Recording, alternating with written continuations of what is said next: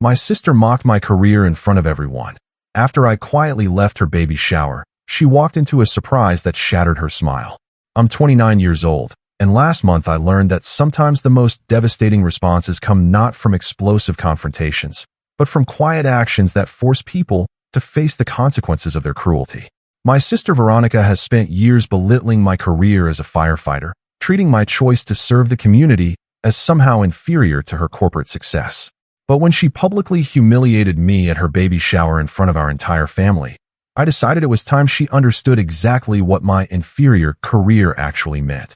Let me give you some background on the dynamic between Veronica and me. She's 32, 3 years older, and has always been what our parents considered the successful one. After graduating from college, she landed a job at a prestigious marketing firm and worked her way up to senior management. She makes excellent money, drives a luxury car, and lives in an expensive downtown condo that she never fails to mention costs more per month than most people's salaries. I, on the other hand, chose a different path. After high school, I went straight into the fire academy and have been a firefighter for the past 11 years. I love my job, the camaraderie, the sense of purpose, the knowledge that what I do actually saves lives and protects people. The pay isn't spectacular, but it's enough to live comfortably, and I get satisfaction from my work that money can't buy. But Veronica has never understood or respected my career choice. From the moment I announced I was entering the fire academy, she's made subtle and not so subtle comments about how I was settling or not living up to my potential.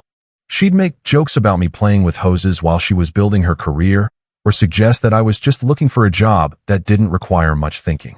The comments got worse over the years, especially as Veronica's career advanced and her salary increased.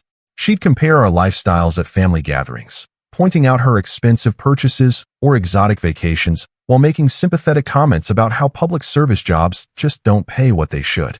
She framed it as concern for my financial future, but the underlying message was always clear. She thought I'd made poor life choices. Our parents, unfortunately, often reinforce this dynamic. They're proud of both of us in their own way, but they clearly see Veronica as the daughter who made it, while treating my career as noble but not particularly impressive. They brag about Veronica's promotions and bonuses to their friends, while describing my job as Thomas helps people, in a tone that suggests it's sweet but not especially noteworthy. This family dynamic reached a new level when Veronica got married 2 years ago to Bradley, a corporate lawyer who makes even more money than she does. Bradley is the kind of guy who measures everything by income and status, and he immediately joined Veronica in treating my career as charmingly blue-collar but ultimately unambitious. The condescension became unbearable at family events. Bradley would ask me about my little fire station like it was a hobby I'd eventually outgrow. Veronica would make comments about how cute it was that I was so dedicated to helping people, but wouldn't I eventually want to do something more lucrative? They discussed their real estate investments and stock portfolios while I sat there feeling like the family charity case. When Veronica announced her pregnancy 6 months ago, I was genuinely happy for her.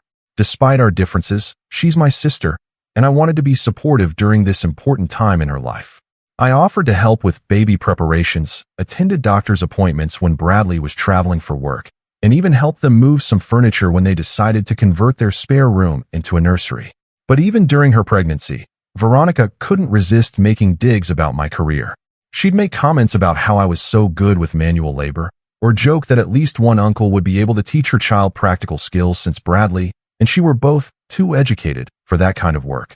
She'd say these things with a laugh, like they were harmless teasing, but the underlying disrespect was always there. The baby shower was supposed to be a celebration of Veronica's upcoming motherhood, but she'd been treating it more like a networking event. She'd invited colleagues from work, Bradley's professional contacts, and our extended family, about 40 people total. I'd helped with some of the setup, moving tables and hanging decorations, because that's what family does. I should have seen what was coming when Veronica started introducing me to her work friends. She'd say things like, "This is my brother Thomas. He's a firefighter, so he's our family's token blue-collar worker," or "Thomas chose the hero route instead of the money route," which we think is very admirable. The way she said "admirable" made it sound like she was praising a child for trying their best at something they weren't very good at. But the real humiliation came during the gift opening portion of the shower. Someone had given Veronica an expensive baby monitor system, and she was explaining to the group how sophisticated it was, with smartphone connectivity and health monitoring features. That's when she made the comment that changed everything. "It's amazing how technology has advanced," she said, holding up the monitor. "This thing probably has more computing power than my brother uses in his entire job." But then again, Thomas chose a career where the most complicated tool is a hose, so I guess that works out perfectly for him. The laughter that followed felt like a physical blow. These were people I'd just met, colleagues and friends who now saw me as the family member who couldn't handle real work. I looked around the room and saw pity in some faces, amusement in others, and complete indifference from people who'd already written me off as unimportant. That's when I realized that Veronica had been setting me up for this moment all day. She'd introduced me as the family's simple firefighter specifically so this punchline would land effectively. She'd used me as entertainment for her sophisticated friends, and she clearly expected me to smile and take it like I always had. But this time, I didn't smile and take it. Instead, I quietly set down my plate, walked over to Veronica, and gave her a hug. "Congratulations on the baby," I said. "I hope everything goes perfectly for you." Then I left the party without another word, ignoring the confused calls from family members asking where I was going. But before I left, I made one quick phone call that would teach Veronica exactly what my inferior career was really worth. As I walked out of Veronica's baby shower, my phone was already buzzing with confused text messages from family members asking why I'd left so suddenly. I ignored them all and drove straight home, my mind racing with anger and hurt from the public humiliation I'd just endured. But underneath the pain was something else, a cold determination to show Veronica exactly what she'd been mocking all these years. The phone call I'd made as I was leaving the party was to my captain, Steve Martinez, who'd been my mentor since I'd joined the department. I'd asked him to meet me at the station because I needed to discuss something important. When I arrived, Steve was waiting in his office with a concerned expression. "What's wrong, Thomas?" he asked immediately. "You sounded upset on the phone." I explained what had happened at the baby shower, how Veronica had used my career as a punchline for her sophisticated friends. Steve listened without interrupting, his expression growing more serious as I described years of condescension that had culminated in today's public mockery. "You know what bothers me most about people like your sister?" Steve said when I finished. "They have no idea what we actually do. They think we just spray water on fires and rescue cats from trees. They don't understand the training, the expertise, the life and death decisions we make every day." Steve was right. Veronica's comments about my job being simple revealed how completely ignorant she was about what firefighting actually involved. She had no idea that I was certified in hazardous materials response, technical rescue operations, and emergency medical procedures. She didn't know that I'd spent hundreds of hours in specialized training courses, that I regularly operated equipment worth hundreds of thousands of dollars, or that I'd saved lives in situations she couldn't even imagine. "I have an idea," Steve said after thinking for a moment. "Why don't you bring your sister down here for a tour? Let her see what you actually do for a living. Sometimes people need to see something with their own eyes before they understand it." I shook my head. Veronica would never agree to that.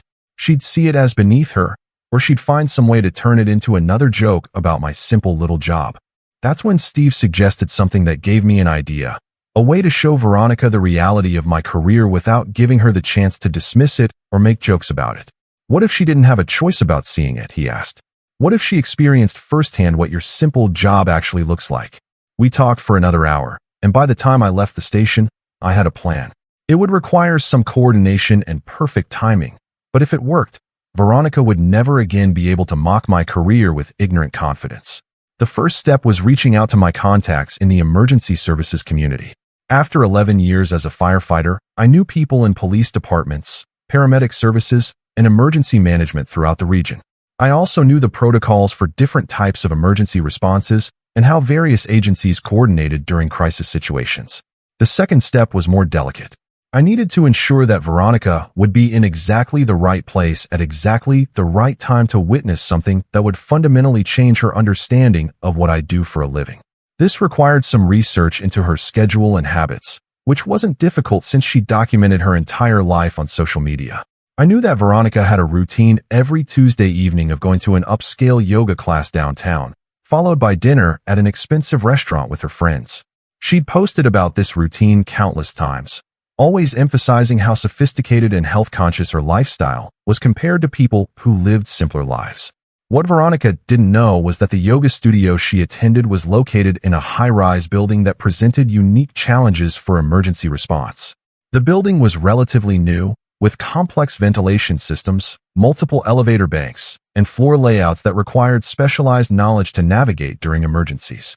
I'd actually been to that building twice in the past year for emergency calls, once for a medical emergency on the 15th floor, and once for a small electrical fire in the basement that had triggered the building's sophisticated alarm system. Both calls had required technical expertise and equipment that would have been completely foreign to someone like Veronica, who thought my job involved nothing more complicated than spraying water. The third step of my plan required coordination with the building's management and security team. I reached out to the head of security, someone I'd worked with during previous emergency calls, and explained that I wanted to conduct a training exercise in the building. This wasn't unusual. We regularly performed drills in various commercial buildings to familiarize ourselves with their layouts and systems. What made this training exercise special was its timing and scope. I arranged for it to take place on a Tuesday evening when Veronica would be at her yoga class, and I made sure it would be comprehensive enough to demonstrate the full range of skills and equipment that firefighting actually required. The beauty of this plan was that Veronica would witness my simple job without realizing it was a demonstration specifically for her benefit. She'd see me in action during what appeared to be a routine training exercise, but the exercise would showcase exactly the kind of expertise and professionalism she'd been mocking for years. As Tuesday approached, I felt a mixture of anticipation and nervousness. Part of me wondered if I was going too far, if this elaborate demonstration was an overreaction to years of family dynamics. But then I remembered the laughter at the baby shower, the way Veronica had used me as entertainment for her sophisticated friends, and I knew that subtle responses had never worked with my sister. Veronica had spent years dismissing my career because she'd never bothered to understand what it actually involved. She was about to get an education she'd never forget. Tuesday evening arrived with perfect weather conditions for the training exercise I'd arranged. I'd coordinated with Captain Martinez and our technical rescue team to conduct a comprehensive drill at Veronica's yoga building, complete with all the equipment and personnel that would respond to a real emergency in a high-rise structure. The scenario we'd planned was a simulated electrical fire in the building's mechanical room that had triggered the evacuation system and caused a power failure in several elevator banks. This type of emergency required exactly the kind of technical expertise and sophisticated equipment that Veronica thought was beyond my simple firefighter capabilities. I arrived at the building at 6 p.m., an hour before Veronica's yoga class was scheduled to begin. Our department's ladder truck, rescue vehicle, and command unit were already positioned outside, along with equipment that represented hundreds of thousands of dollars in specialized technology. The building's management had coordinated with us to ensure the exercise would be visible to anyone in the building, but wouldn't actually disrupt normal operations. The first phase of the exercise involved establishing command and control procedures. I took the lead role, communicating with dispatch, coordinating with building security, and directing the deployment of personnel throughout the structure. This required using radio equipment, computer systems, and electronic monitoring devices that would have surprised anyone who thought firefighting was just about spraying water. Captain Martinez watched approvingly as I managed the incident command protocol, tracking personnel locations on digital building schematics, and coordinating with utilities companies to ensure power systems were properly isolated. The building's security chief, who'd worked with me on previous real emergencies, provided commentary to the other participants about how efficiently our department operated during complex incidents. At 7 p.m., I noticed Veronica arriving for her yoga class, along with several of her usual friends who I recognized from social media posts. They walked past the fire trucks with the casual indifference of people who were accustomed to urban emergency vehicles and didn't bother to pay attention to what was actually happening. The second phase of the exercise began just as Veronica's class was getting started on the 8th floor. I led a team into the building wearing full protective gear and carrying specialized equipment for electrical emergencies and high-rise rescue operations. The elevators had been temporarily disabled as part of the drill, which meant we climbed 8 flights of stairs while carrying thermal imaging cameras, ventilation fans, and portable generators. What Veronica couldn't see from her yoga class was the sophisticated nature of the equipment we were deploying. The thermal imaging camera I was operating cost more than her car and required extensive training to interpret correctly. The portable generators we were positioning were computer-controlled systems designed to power emergency lighting and ventilation in exactly the type of high-rise environment where she was currently stretching. The third phase involved technical rescue procedures that demonstrated why firefighting required years of specialized training. We simulated evacuating injured civilians from upper floors using rope rescue systems and portable stair chairs designed for high-rise emergencies. I coordinated the operation from the incident command post we'd established in the building's lobby, directing teams throughout the structure using real-time communication systems. During this phase, several people from the yoga class came down to the lobby to see what was happening. I could see Veronica among them, still in her yoga clothes, watching with the same detached curiosity she'd shown toward everything related to my career. She had no idea that the person coordinating this complex operation was her simple firefighter brother. That's when Captain Martinez implemented the most dramatic part of our demonstration. He announced over the radio that we had a simulated victim trapped in an elevator between floors, requiring immediate technical rescue procedures. This scenario would showcase the most sophisticated aspects of our training and equipment. I responded by directing teams to positions throughout the building while coordinating with elevator maintenance technicians and building engineers. The rescue operation required using specialized tools to access the elevator shaft, rigging systems to safely extract the simulated victim, and medical equipment to assess and treat injuries. From the lobby, Veronica and the other observers could see teams moving efficiently throughout the building, communicating through advanced radio systems, and deploying equipment that clearly required extensive technical knowledge to operate. The simple job that she'd been mocking for years was revealed as a highly sophisticated operation involving multiple specialties and complex decision-making. The fourth phase of the exercise involved coordinating with other emergency services. Paramedics arrived to treat the simulated victim, police officers established traffic control and crowd management, and utility company representatives worked with our team to restore building systems safely. I served as the primary coordination point for all these agencies, demonstrating the leadership and communication skills that Veronica had never bothered to learn about. During this phase, I noticed building security talking to some of the yoga class participants, explaining what type of emergency response they were witnessing. I could see Veronica listening intently, finally paying attention to something related to firefighting for the first time in years. "That's incredibly complex," I heard one of her friends saying to building security. "I had no idea firefighters did all of this technical stuff." "Most people don't," the security chief replied. "They think it's just about putting out fires. But modern firefighters are basically engineers, paramedics, and rescue specialists all rolled into one. The training and certification requirements are extensive." As the exercise concluded, I watched Veronica and her friends walking back toward the elevators to return to their yoga class. She seemed subdued, less chatty than usual, and I could tell she was processing what she'd witnessed. But the real surprise was still coming. As Veronica's group waited for the elevator, Captain Martinez approached them with a clipboard and a friendly smile. "Excuse me, folks," he said. "We're conducting a brief survey about public awareness of emergency services. Would you mind answering a few questions about what you observed tonight?" Veronica agreed, probably thinking this was just routine community outreach.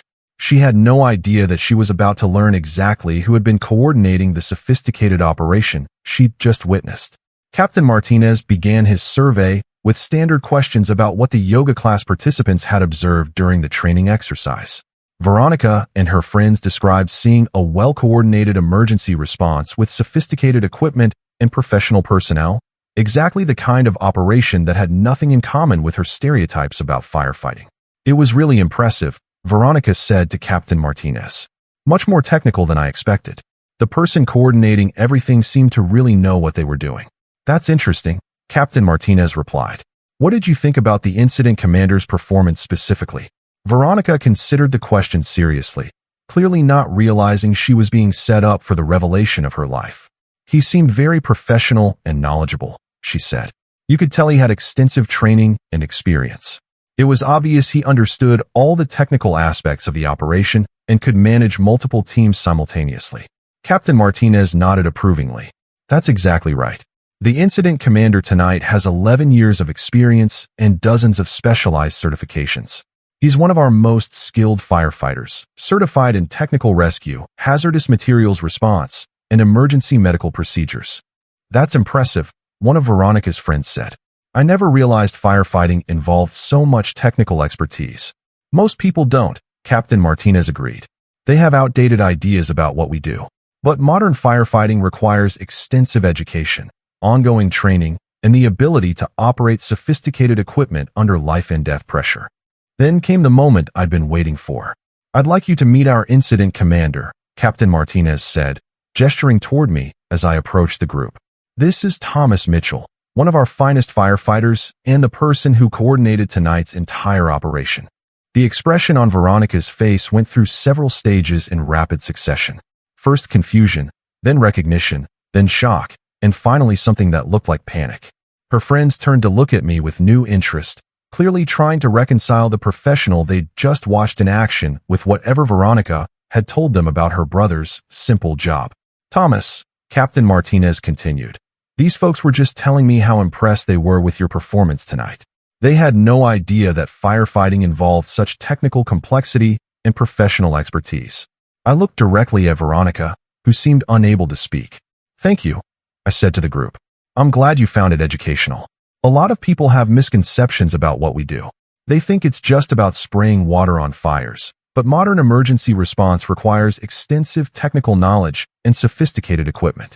One of Veronica's friends, a woman I recognized from social media posts about their expensive dinners and wine tastings, stepped forward with obvious interest. Veronica never mentioned how technical your job is, she said. She always talks about you being a firefighter, but I pictured something much more basic. The word basic hung in the air like a challenge. I could see Veronica's face turning red as she realized what her friend had just revealed about how she'd been describing my career. That's a common misconception, I replied calmly.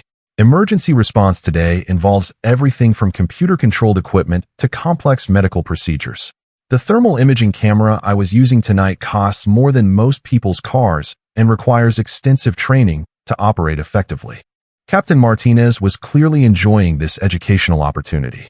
Thomas here is also certified as an emergency medical technician, a technical rescue specialist, and a hazardous materials technician, he said. He's completed over 500 hours of specialized training just in the past 2 years. The incident command protocols he was managing tonight are graduate-level material. I watched Veronica's face as the full scope of her ignorance became apparent to her friends. These were people who valued expertise and professional accomplishment, and they were learning that she'd been dismissing a career that required exactly those qualities. The coordination skills alone, another friend said, managing all those teams and communicating with different agencies simultaneously. That's executive-level responsibility. Absolutely, Captain Martinez agreed. Incident commanders make life and death decisions under extreme pressure while coordinating multiple agencies and managing resources worth millions of dollars. It's one of the most demanding leadership roles in public service. That's when Veronica finally found her voice, though it was much quieter than usual. Thomas, I didn't know. I never realized your job involved all of this.